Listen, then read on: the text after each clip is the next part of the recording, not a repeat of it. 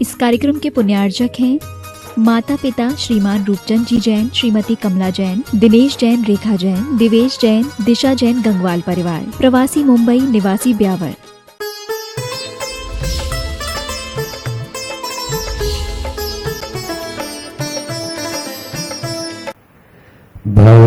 भवबीजांकुर जनना भव बीजांकुर जनना रागाद्याशयामुपगता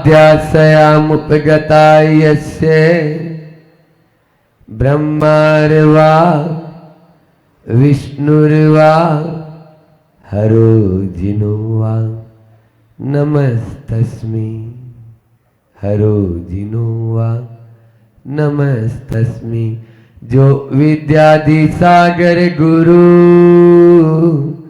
जो विद्यादि सागर गुरु है हितेशी, शुद्धात्म में निरत नित्य हितोपदेशी।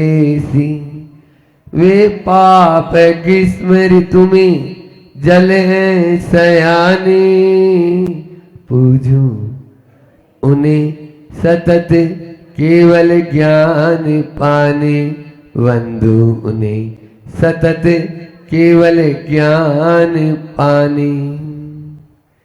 एलोरा के मूलक चिंतामणि पार्श्वनाथ भगवान की, वीतरागी भगवान रामचंद्र जी की, बोले वीतरागी भगवान हनुमान जी की, परम उपकारी आचार्य गुरु विद्या सागर जी महामुनि राज की, पूज्य मुनि श्री 108 दुर्लभ सागर जी महाराज की। जितना दिया उससे भी ज्यादा आप लोगों ने लिया, क्योंकि जहां पर भक्ति होती है, श्रद्धा होती है, समर्पण होता है, देव शास्त्र गुरु के प्रति जब समर्पण होता है तो आपका हाथ हमें ऐसा नजर आया तो हमने भी देने में कोई कसर छोड़ी नहीं। जितना चाहिए उतना ले लो, लूट सको तो लूट लो, ये तो राम नाम की लूट है। लूट सको तो लूट, और अंत समय पछताएगा जब प्राण जाएंगे। बोलो ना अध्यक्ष जी। उसके बाद कुछ नहीं। इसलिए चाहे बच्चे हों, चाहे बूढ़े हों, चाहे जवानों में महिला मंडल, बालिका मंडल, बाल मंडल, सब कमंडल वाले के पीछे बस चलना शुरू कर देते हैं। यही तो भक्ति होती है, यही श्रद्धा होती है। पिता के सामने उत्तराधिकारी के चयन का प्रश्न था, और किसे उत्तराधिकारी बनाऊं। तब उन्होंने सबको 500 रुपए दिए। बोले सामने वो जो कमरा है ना उसको भरना है। सामने जो कमरा है या दुकान है उसको भरना है। एक बेटा जो थोड़ा ज्यादा पढ़ा लिखा था, बोले 500 रुपए में कमरा भरने की बात बोल रहे हैं, कहां से भरेगा। शायद लगता है 1 के 10 होते हैं ना, लगा दो अपने भी हो जाएंगे। बस गया और फाटका में वही हुआ। शेर बाजार में जैसे शेर खा जाता है ना सामने वाले को, ऐसे ही उसने भी लगाया दाव, हाथ में कुछ भी नहीं आया, गर्दन लटकाकर घर की ओर आ गया। दूसरे ने बोला 500 रुपए दिए हैं तो जरूर पिता के प्रति श्रद्धा तो थी। सवेरे भी मैंने बोला भरना है। गया म्युनिसिपालिटी के पास में, भैया तुम अपना कचरा कहाँ फेंकते हो, वहाँ फेंकते, हम तुम्हें पैसा देंगे भैया, इस कमरे के अंदर डालता जा तुम तो जितना कचरा डाल सके। उसने म्युनिसिपालिटी वालों को पैसा देकर पूरा कचरा उस कमरे के अंदर भरना शुरू कर दिया। अब तीसरा था, वो विचार किया कि पिताजी ने कुछ बोला है तो इसमें राज तो है। सुन रहे हो बच्चों, राज तो है। बस उस राज को आपको समझना है आज कि राज क्या है। और जैसे ही तय समय सीमा के बाद तीनों बेटों को बुलाया गया, पहले बड़े बेटे से पूछा क्यों, कमरे को भर दिया, गर्दन लटकाए हुए था। पिताजी भाग्य ने साथ ही नहीं दिया। जो इस तरह के काम करते हैं ना, 1 के 10 वाले, वो भाग्य के ऊपर ही चले जाते हैं, क्योंकि मेहनत तो उनसे होती नहीं। मेहनत करना सीखेंगे तो हम बहुत आगे बढ़ जाएंगे, लेकिन यहाँ पर कुछ भी नहीं। और मेहनत के साथ में दिमाग भी होना जरूरी है। पहले ने गर्दन लटका के बोला कि भाग्य ने साथ नहीं दिया, मैंने तो प्रयास किया था, लेकिन 500 दाव पे लगा दिए। दूसरे से पूछा क्यों, क्या हुआ, चलो आप ही देख लो ना, पूरा कमरा मैंने ठसा ठस भर दिया। और जैसे ही दरवाजा खोला, पूरा का पूरा महेंद्र भैया कचरा नीचे आया। पिताजी को अपने जेब से रुमाल निकाल के पहले तो नाक पे रुमाल लगाना पड़ा। ये क्या है, 500 में और क्या आएगा, ये स्थिति। अब तीसरा जो बेटा था उसको पूछा कि तुमने क्या किया, आप ही चलिए। कक्ष में गए, यहां तो कुछ भी नजर नहीं आ रहा, पूरे में अंधेरा है। 1 सेकंड बस आप रुकिए ना, 1 मिनट में। और उसने देखा कि जैसे ही माचिस की तिल्ली निकालकर माचिस जलाई, उजाला हुआ, वहां पर एक आचार्य श्री जी की सामने फोटो रखी थी और उसके सामने एक दीपक था और वहीं पर अगरबत्ती थी। उसने दीप जलाया, पूरे कमरे में प्रकाश फैल गया, भर गया। और अगरबत्ती जलाई, पूरे कमरे में सुगंध फैल गई। ये है, और ये काम 50 रुपए में हो गया। 450 वापस दे दिए पिताजी को। पिताजी 50 रुपए में काम हो गया है, ये 450 रुपए आप अपने वापस संभालिए। बस आप सबसे भी हम यही कहना चाहते हैं कि हमें क्या करना है, ये हमारे ऊपर निर्भर है। म्युनिसिपालिटी के पास जाके कचरा का जो है ढेर लगा लगा के कचरा भर देना है। जब पिताजी पूछेंगे तो फिर वो कचरा ही निकलेगा उसमें से, और क्या निकलेगा, समझ में आ रहा है। और या फिर गर्दन लटकाते हुए कुछ भी नहीं महाराज, हमने कुछ किया ही नहीं, ये भी नहीं, हमने किया। और क्या किया महेंद्र जी, हाँ, एक दीप जलाया और अगरबत्ती जलाई। फिर देखो पूरे पहाड़ पर 2 खंबा ही नहीं, सब जगह उजाला ही उजाला, प्रकाश ही प्रकाश, सुगंध ही सुगंध फैलेगी। बस आपके ऊपर निर्भर है हमारी दृष्टि कैसी है।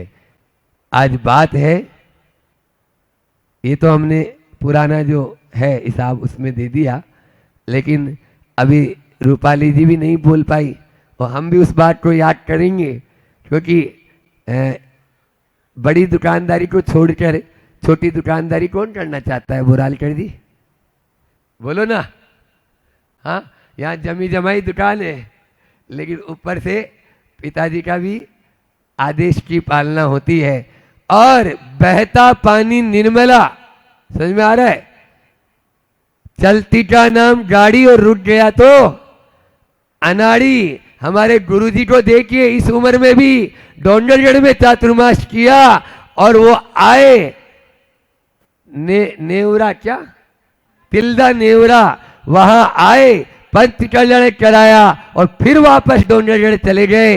ये है जुनून, ये है बहता पानी निर्मला, ये है साधु का स्वभाव। और सुन रहे हैं, 2-4 दिन में वहां से भी खिसक जाएंगे। समझ में आया। आपको करना है तो करो, नहीं करना है तो कोई बात नहीं। कुमकुम पत्रिका लिया ना, हम भी आ जाएंगे हथकरघा के उद्घाटन के लिए। समझ में आ रहा है, छपा के लिया ना, कोई बात थोड़ी। तो इसलिए कहने का मतलब यही है कि अपन को चलते रहना, चरे वेती चरे वेती चरे वेती। सुन रहे बच्चों, हमेशा चलते रहो, चलते रहो, तभी हम मंजिल की ओर बढ़ते चले जाएंगे। सुबह भी प्रातः काल की वेला में मैंने अच्छा कहा कि बीजों की सुरक्षा आपको 15 अगस्त को भी मिला और जन्माष्टमी में भी मिला, फिर 2 अक्टूबर को भी मिला। अलग अलग टाइम पे हमने देश के नाम संदेश जैसा देना होता है, और प्रतिदिन के जो प्रवचन है, चाहे समाधि तंत्र के हो चाहे स्वयं स्तोत्र के उपव हो, हमारा एक ही भाव रहता है कि हम भारत को प्रतिभा रथ कैसे बनाए। यह सोने की चिड़िया नहीं, सोने का शेर था, है और रहेगा, इसको कोई मिटा नहीं सकता। ये है हमारा भारत। समझ में आ रहा है? इसलिए भारत को अपन को भारत ही रखना है, इसे और दूसरे नाम से आप संबोधित न करें। कोई करता है तो उसको स्टूपिड, चुप बैठ जा, क्योंकि हमारा भारत भारत है, हम उसको गारक की ओर ले जाना नहीं चाहते हैं। यही हमारा होना चाहिए। तभी प्रकृति का तो नियम है, जहां पर आना होता है। आचार्य श्री जी ने बोला कि आना जाना लगा हुआ है। ये उमा स्वामी महाराज ने पहले ही बोल दिया आपको, तत्वार सूत्र में सूत्र भी दे दिया। उत्पाद व्यय द्रव्य युक्तम सत, सत द्रव्य लक्षणम। द्रव्य का लक्षण ही सत है। आना उत्पाद, जाना व्यय और लगा हुआ है ये द्रव्य। इसको यदि अपन समझ लेंगे तो कहीं से भी अपन को कुछ भी नहीं रहेगा। लेकिन फिर भी यहाँ पर आप लोगों ने विगत दिनों में बहुत लाभ लिया, जिसमें विशेषकर यहाँ के गुरुकुल के बच्चे, जिनको ये समझ लीजिए रोम रोम में रग रग में जिनके गुरु के प्रति अकाट्य भक्ति भरी हुई है, बस गुरु की नजर भर उठनी चाहिए। फिर तो आप जो कहेंगे हम वही करेंगे। आप दिन को कहोगे रात तो हम रात कहेंगे। वो सोचते ही नहीं कि हमें क्या इससे, यानी जो है ना, कुछ भी अपनी बुद्धि लगाना ही नहीं। यही आज्ञा सम्यत्व है। समझ में आ गया? हाँ, आज्ञा सम्यत्व या धर्म ध्यान का जो भेद है, आज तो वह जो है आज्ञा विचय।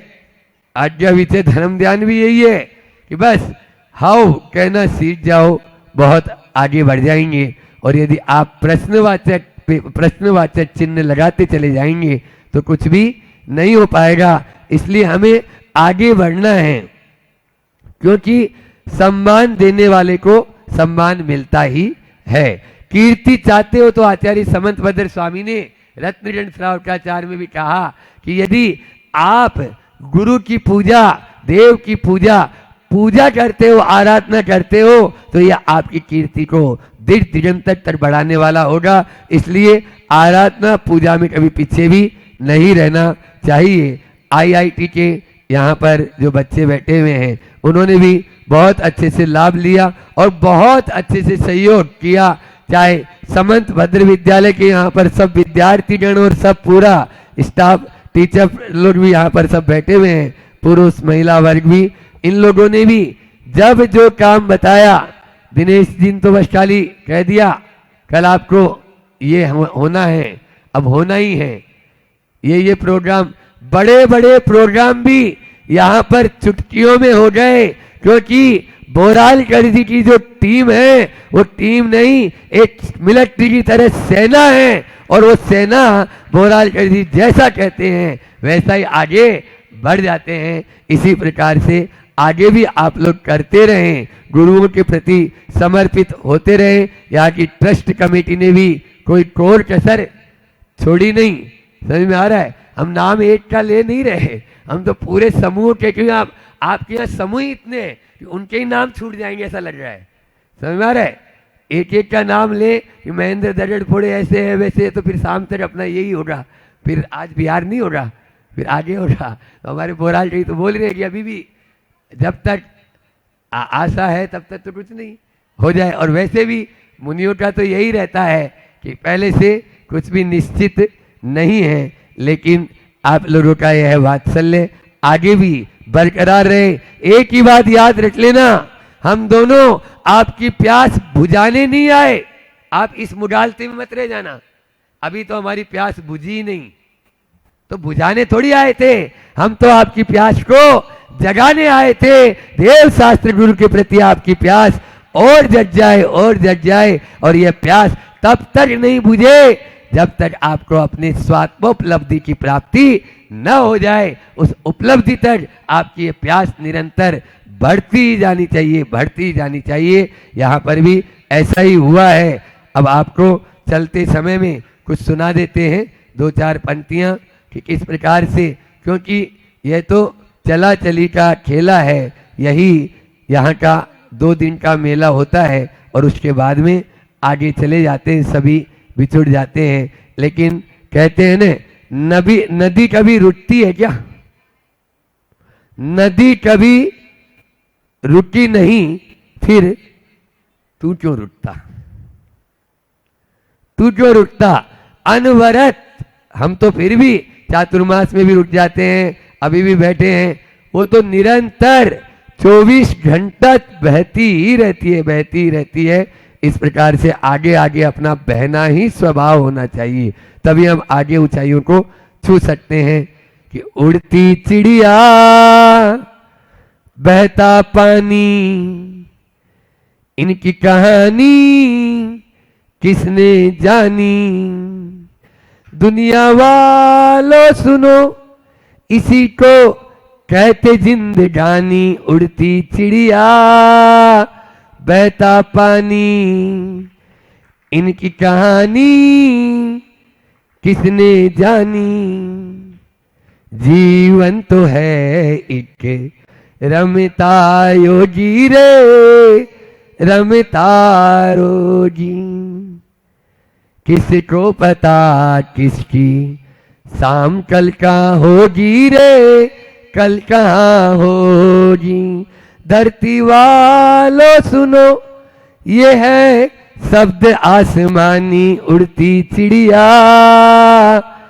बहता पानी, इनकी कहानी किसने जानी? बड़ा ही अजीब है ये दुनिया का मेला रे, दुनिया का मेला। करोड़ों की भीड़ में करोड़ों की भीड़ में कोई, हर कोई अकेला यहाँ, हर कोई अकेला। सुनने वालों सुनो, ये है संतों की वाणी। उड़ती चिड़िया बहता पानी, इनकी कहानी किसने जानी? बहुत अच्छी पंक्तियां, अंतिम पैरा है कि संसार के हैं टेढ़े मेढ़े रास्ते, टेढ़े मेढ़े रास्ते।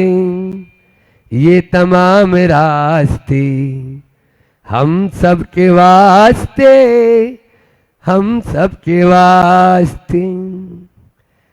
चलने वालों सुनो, हमारे लिए भी कह रहे हैं वो। चलने वालों सुनो, सफर में रखना सावधानी। उड़ती चिड़िया बहता पानी, इनकी कहानी किसने जानी? दुनिया वालों सुनो, इसी को कहते जिंदगानी। उड़ती चिड़िया बहता पानी, इनकी कहानी किसने जानी? किसी ने भी नहीं जानी। ये तो जिंदगानी ऐसी ही है। और कहते हैं ना कि चिड़िया, क्षमा सागर जी महाराज की तो पूरी पुस्तक ही है चिड़िया के ऊपर है कि चलो चिड़िया हुआ पूरा, यहाँ का आबदाना है। हम अपने आप को कह रहे हैं कि चलो चिड़िया हुआ पूरा, यहाँ का आबदाना है। पुरानी हो गई बस्ती, पुराना आसियाना है। पुरानी हो गई बस्ती, पुराना आसियाना है। पुराना हो गया आंगन, पुरानी हो गई खिड़की। जहाँ ताला लगाते थे वो दरवाजा पुराना है, चलो चिड़िया हुआ पूरा, यहाँ का आबदाना है। गुरुकुल के बच्चों के लिए विशेष आशीर्वाद है। उन बच्चों में से भी कोई संतान सागर बने, ऐसी ही भावना के साथ में अहिंसा परमो धर्म की जय। वास्तविकता में सुख शांति का जीवन जीना चाहते हो, इतना कमिटमेंट कर दो। एक कम से कम मैं जिनके साथ रह रहा हूं उनसे कभी झूठ नहीं बोलूंगा, बाकी सबसे झूठ बोल लूं मैं, कोई दिक्कत नहीं। क्योंकि देखो ऐसा है, मैं लाख प्रयास करूंगा, शायद आप कहोगे उसके बिना नहीं चलेगा, मेरा व्यापार है, मेरा ये है, मेरा वो है, ठीक है कोई दिक्कत नहीं, चलेगा। अब मैं बांध भी नहीं सकता हूं और आप बंधेगे भी नहीं, मेरी बात भी नहीं मानेंगे, ठीक है ना।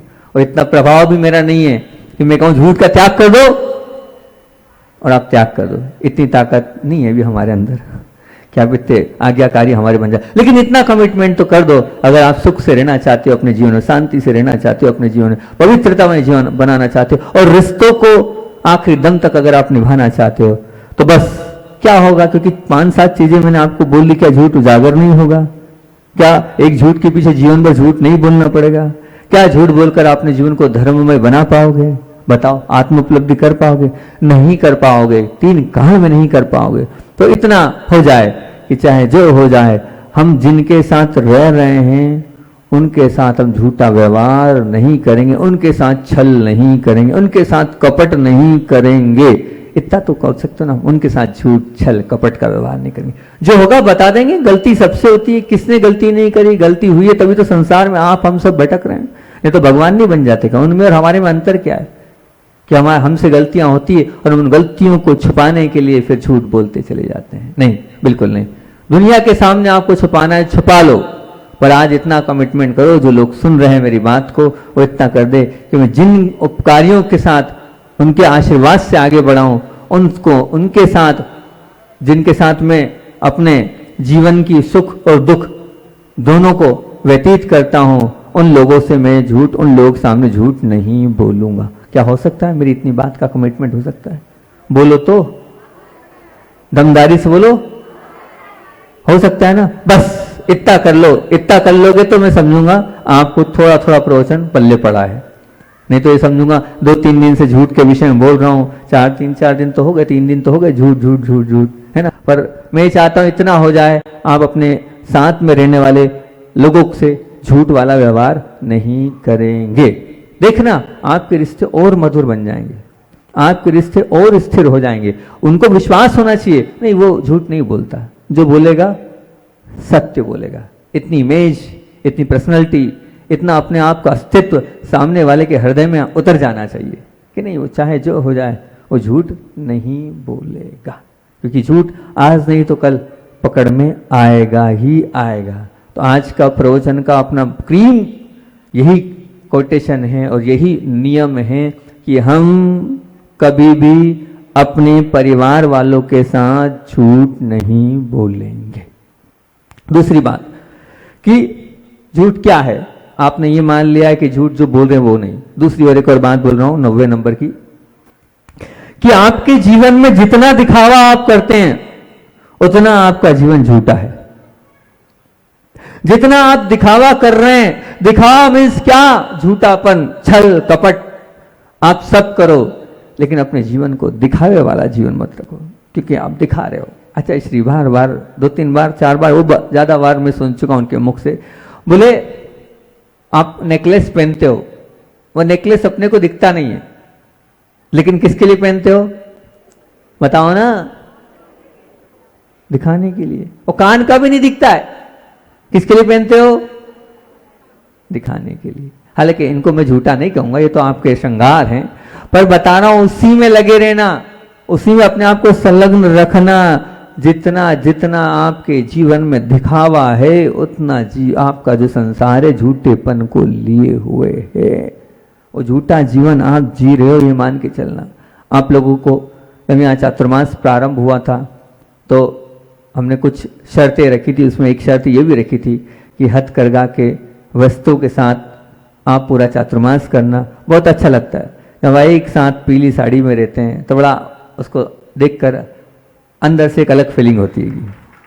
नहीं, सच बता रहा हूं, आप लोग कभी कभी जब दूसरी साड़ी में आते हैं ना, तो वो मुझे लगता ही अच्छा, देखने में अच्छा नहीं लगता, लेकिन जब पीली साड़ी में आते हैं, क्योंकि वो आपकी एक ड्रेस बन गई, कोई ड्रेस बन गई है, तो उसमें आप कोई बात नहीं, दूसरी ले आओ। मैं आपसे बोल नहीं रहा हूं कि आप नहीं पहन के आए हो, ऐसा कोई भाव नहीं है कि आप नहीं पहन के आए हो, लेकिन पहन के आते हैं तो एक अलग ही अनुभूति होती है, एक अलग ही दृश्य दिखता है, अलग ही बोले। और सबसे बड़ी बात तो ये है, आपने अनुभव किया होगा कि देखो 10 लक्षण में सबसे बड़ा विकल्प यही रहता है, 10 दिन ये साड़ी पहनना है, दूसरे दिन ये पहनना है, तीसरे दिन ये पहनना है, चौथे दिन ये पहनना है। लगभग वो 10 लक्षण का जो समय होता है ना, वो भगवान को देखने का नहीं, अपने आप को दिखाने का दिवस बन चुका है। भगवान को देखने का नहीं, वो अपने आप को दिखाने का दिवस बन चुका है 10 लक्षण में। ये है वास्तविकता, है ये सत्य है, ये आप मान के चलना। कल परसों चर्चा चल रही थी, वो बालक ने, हमारे समकित ने बताया हमारा, तो वो दिल्ली की बात चल रही थी, अब वो याद आ गया तो उसको सुना देता हूँ। दिल्ली में जिन्होंने लाल मंदिर बनाया है, सेठ जी साहब ने लाल जो मंदिर बनाया है, उस मंदिर में जो है वो रोज शाम को स्वाध्याय के लिए और रोज पूजन के लिए जाते थे। अब देखा एक नई बहू आई, अब वो जब नई बहू आई तो वो इतनी सज की, इतनी सवर के आती थी, जो उसका रूप जो है उसको तो गया एक तरफ और नया ही रूप लेके आती थी वो। अब वो इतना मेकअप, इस प्रकार के कपड़े, इस प्रकार के शरीर को दिखाते हुए उस जमाने में, अभी की बात नहीं, बहुत पुरानी बात है, आते थे। तो उन्होंने क्या कहा, उन्होंने सोचा क्या करूं मैं, कुछ नहीं कर सकता, इन बहुओं को कैसे समझाऊं मैं। वो अपने घर गए और अपनी पत्नी से बोला, तुम्हारे पास जितने महंगे कपड़े हैं उतने, और खूब सज धज कर आना है, ऐसे आना है कि लोग देखे। क्या हो गया सेठ जी का, बोल दिया ना कल ऐसे मंदिर में आना है। बस वो सज धज कर पहुंची उनकी धर्म पत्नी, और जैसी सज धज कर पहुंचने के बाद उन्होंने ऐसी लू उतारी अपनी धर्म पत्नी की, ये क्या, अब ऐसे ऐसे शब्द बोले, ये क्या दिखावे का वो है, यहाँ आइए है भगवान के दर्शन करने आई है कि अपने स्तन को दिखाने आई है, क्या है, सज धज कर रही है। खूब जितना है उतना वो बोल सकते थे, उतने सब अपशब्दों का प्रयोग किया। अब पत्नी का तेवर चढ़ गया वहां सबके बीच में, क्या बोलेगी, घर जाकर कोप भाव में बैठ गई। फिर आते हैं सेठ जी, तो उन्होंने यही बोला, बोले देख, मैं दूसरों की पत्नी से तो कुछ नहीं बोल सकता, दूसरों की बहुओं से तो कुछ नहीं बोल सकता, तेरे पे मेरा अधिकार था, वो सब समाप्त तो होते रहा था। भगवान के पास तो शुद्ध अवस्था में आना चाहिए, पवित्र अवस्था में आना चाहिए, लेकिन वो इतने लीप पोत कर आई थी और मुझे बिल्कुल जम नहीं रहा था, इसलिए मैंने उसको नहीं तुझे बुलाकर डांटा, ताकि जो है मेरी दहशत बनी रहे।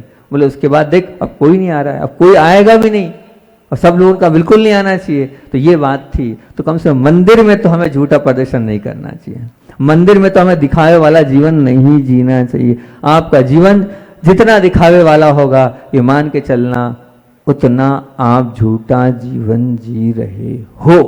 और बार बार एक ही बात मैं बोलता हूं, और रटा दी होगी मैंने एलोरा वालों की बात, तो कि आप रट गई होगी ना, 2 4 3 4 बार तो बोल चुका हूं, नए लोग बहुत सारे बैठे हैं, कि आप अगर मेकअप कर रहे हैं, आप अगर मेकअप कर रहे हैं, तो ये क्या है, क्या है, मायाचारी। क्योंकि क्या है, ये झूठा प्रदर्शन।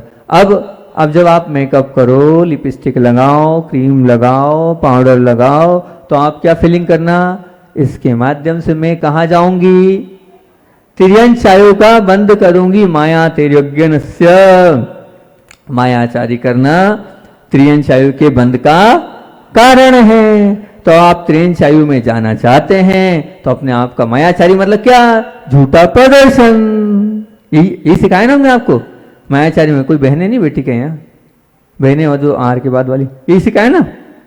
मायाचारी मतलब क्या, झूठा प्रदर्शन। और आप झूठा प्रदर्शन करेंगे तो कहाँ जाएंगे, त्रियंचायु का बंद करेंगे। तो आप लगाओ ना लिपस्टिक या क्रीम या जो आप लगाओ, मुझे त्रियंच बनना है, मुझे त्रियंच बनना है, मुझे त्रियंच बनना है, ऐसे भाव के साथ लगाना, तो आप त्रियंच बन जाएंगे, बनेंगे ही। उसमें क्या है, हमारे आचार्य उमा स्वामी झूठ थोड़ी बोल रहे हैं, जो उन्होंने लिखा है सत्य लिखा है।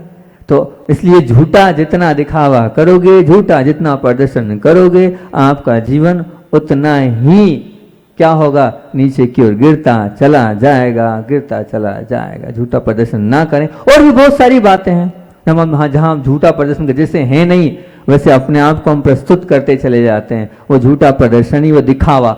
जहां दिखावा है, जहां बनावटीपना है, वो समझना क्या है? वो झूठापना। दिखावटी जीवन, बनावटी जीवन मत जियो। असली जीवन, सत्य जीवन जियो।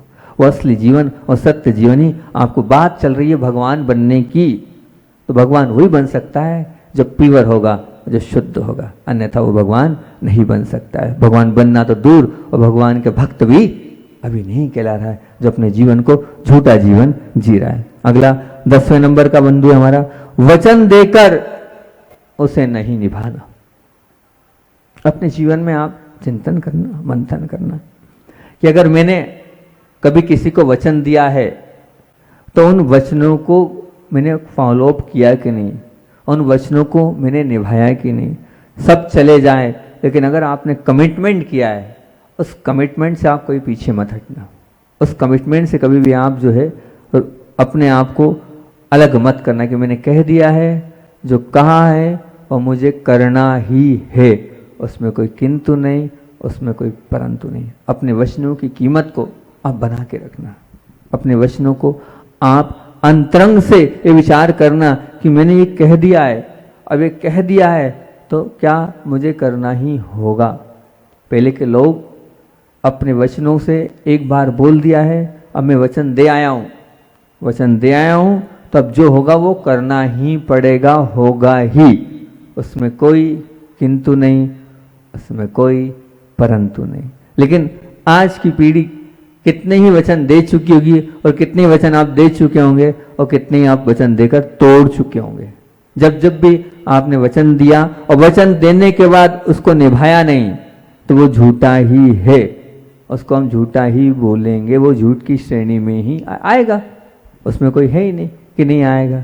तो इस पर भी आप बहुत अच्छे से चिंतन करना, कहीं हमारा जीवन ऐसा तो नहीं है हमने किसी को कमिटमेंट किया और वो नहीं किया। आप जब अपने आप को ऑब्जर्व करोगे ना, देखोगे, तलाशोगे, अपने आप को अंदर से प्रयास करोगे तलाशने का, तो आपको लगेगा हाँ मैंने ये कमिटमेंट किया था किसी से, चाहे वो आपके मतलब मित्र वर्ग में हो, चाहे परिवार के वर्ग में हो, चाहे वो कोई से भी किसी भी स्थिति में हो, तो वो सब झूठ ही है। वो झूठ चलता चला जा रहा है आपके जीवन में। अगला, नियम लेकर तोड़ना, मतलब क्या है? यह भी झूठ ही तो है। आपने नियम लिया और नियम लेकर तोड़ रहे हो? नहीं, बिल्कुल नहीं।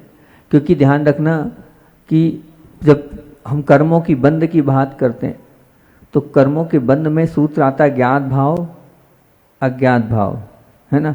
तो ज्ञात भाव मतलब हम जानकर अगर नियम तोड़ रहे हैं तो तीव्रतम बंध होता है उसका। क्या बंध होता है? तीव्रतम बंद होता है। तो महाराज जी नियम फिर लेते ही, इसीलिए तो नियम नहीं लेते हैं। आप जो ऐसे नियम दिला देते हो, इसलिए तो नियम नहीं लेते हम, क्योंकि वो टूट जाएगा। नहीं, ऐसा नहीं है। अगर हम नियम से नहीं बनेंगे, संयम से नहीं बनेंगे, तो हम तो हमारा नियम नहीं है, लेकिन हम बिना नियम के पाल रहे हैं, ये आपकी बुज़दिली है, यह आपका अंदर का विश्वास अंदर से कमजोर है, या आप अपने आप को अंदर से मजबूत नहीं बना पा रहे हो, इसलिए नियम नहीं ले रहे हो। नहीं, बिल्कुल नहीं, बिल्कुल नहीं। आप क्षत्रिय हो। नहीं, जो होगा सो देखेंगे और करके बताएंगे। क्या दिक्कत हैगी? कोई प्राण तो चले नहीं जाएंगे। अरे चले भी जाएंगे तो आत्मा तो है अजर अमर, आत्मा तो मेरी शाश्वत रहेगी। तो नियम लेने वालों का ही कल्याण होता है, ध्यान रखना। जिनने छोटा छोटा सा भी नियम लिया है उनका कल्याण हुआ। भी महाराज जी बोल रहे थे ना, कल की सियार ने, वो होशियार निकला, वो सियार भी होशियार निकला। ऊपर जाता था, नीचे आता था, ऊपर जाता था तो दिन, नीचे आता था तो रात, ऊपर जाता था तो दिन, नीचे आता था तो रात। वहीं प्राण चले गए उसके। पर कहाँ गया? आपको आगे सब मालूम है वो कहाँ गया, किस प्रकार से गया है। तो नियम भले छोटा सा हो, लेकिन उस नियम के प्रति अगर आस्था है, उस नियम के प्रति अंदर से समर्पण है, तो नियम आपको तार देगा, आपका कल्याण कर देगा। छोटा सा भी त्याग, छोटा सा भी तप, छोटा सा भी आपका नियम आपको जीवन को ऊंचा उठा देगा। ये मान के चलना। तो ध्यान रखना, अगर आपने वचन लिया है, आपने नियम लिया है, तो फिर आपको उस नियम को बहुत ही अंदर से आस्था भाव के साथ, अंदर से समर्पण भाव के साथ, अहो भाव के साथ उस नियम के प्रति सजग रहना चाहिए। उस नियम के प्रति आपको लग जाए, नहीं मेरा नियम है, कुछ भी हो जाए मुझे इस नियम को नहीं तोड़ना है। और परीक्षा तो नियम लेने वाले की ही होती है ना, जो नियम लेता है उसी की तो जब परीक्षा होगी तभी तो आप पास होगे। कठिन परीक्षा तो नियम लोगे तभी आएगी, ऐसे आपको तकलीफ नहीं होगी, लेकिन नियम लोगे कष्ट भी आएंगे। और वो फिर जो कठिन पेपर होता है, आचार्य श्री जी कहते हैं कि ऐसे नियम ले लिया और कुछ परीक्षा नहीं तो कोई मतलब नहीं।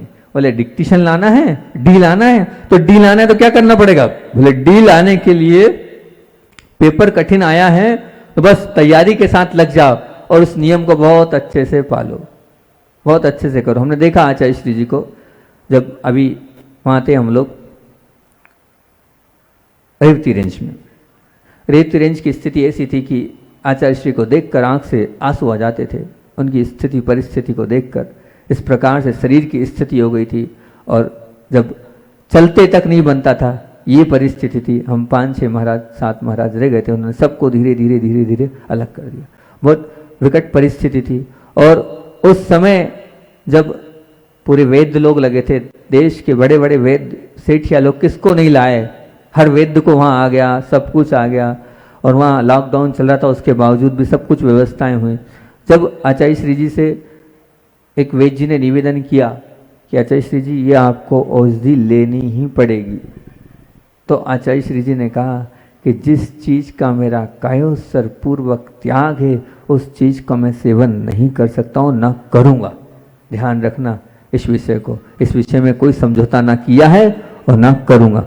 मेरा हरि का त्याग है, यानी त्याग है, आप हरि वस्तु नहीं मिला सकते, और अगर आई उसी वक्त में बैठ जाऊँगा। हमारी तरफ से तेज आंख से बोला। और मैं बैठा था, आहार की व्यवस्था मतलब दुर्लभ नहीं अच्छा सी कुछ नहीं, ध्यान रखना, ऐसा उन्होंने कहा। बिल्कुल ऐसी आंख दिखाते, नहीं अच्छा जी ऐसा कुछ नहीं करेंगे, ऐसा कुछ नहीं होगा। इतना मतलब अपने नियम के प्रति बोलते बन नहीं रहा है। तीनों टाइम स्वयंभू हम सुना रहे हैं, प्रतिकरण हम लोग सुना रहे हैं, लेकिन जब ऐसी बात आई तो उनके अभी आवाज भी नहीं निकल रही, और ये वाली बात आई तो एकदम तेज हो गए। वो तेज आवाज में, कर्री आवाज में बोलते हैं वो, बिल्कुल नहीं। और वैद्य पीछे पड़े थे कि आपको लेना पड़ेगा, आप ठीक हो जाएंगे, आपका दर्द ठीक हो जाएगा, शरीर में स्फूर्ति आ जाएगी, बस 8 दिन के लिए ले लो। बोले 8 दिन छोड़ो, एक अंजुलि नहीं लूंगा मैं, ध्यान रखना। ये है, तब तो कहीं जाकर देखो वो ठीक हो गए। क्योंकि जब ऐसी अंदर से आस्था होती है तो देव लोग सेवा करने आते हैं उनकी, कि हाँ अपने आप सब कुछ होता चला गया। उनने समझौता नहीं किया, उनने किसी प्रकार से कोई वस्तु जो उनकी त्यागी हुई थी वो एक वस्तु का सेवन नहीं किया उनने।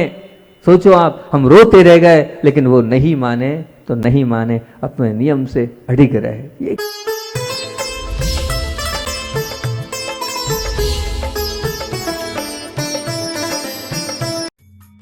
इस कार्यक्रम के पुण्यार्चक थे माता पिता श्रीमान रूपचंद जी जैन, श्रीमती कमला जैन, दिनेश जैन, रेखा जैन, दिवेश जैन, दिशा जैन, गंगवाल परिवार, प्रवासी मुंबई, निवासी ब्यावर।